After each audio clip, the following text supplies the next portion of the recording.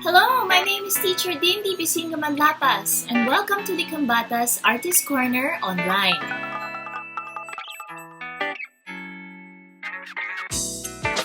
The elements of art, a quick guide to shapes. The elements of art are the fundamental parts or basic materials of an artwork. Learning about these elements is one way to understand the masterpiece.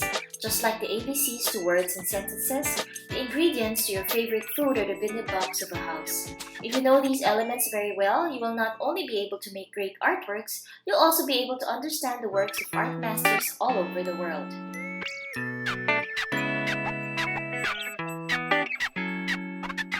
A shape is an enclosed area of space created through lines and other elements of the composition.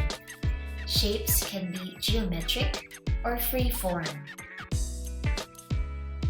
Geometric shapes are precise, like squares, triangles, polygons. Organic shapes are free-formed and curved, like people, animals, trees, and other natural elements. Let's talk about the shapes in this artwork made by Filipino national artist Arturo Luz. What kind of shapes do you see, geometric or organic? Name the shapes that you see in the painting.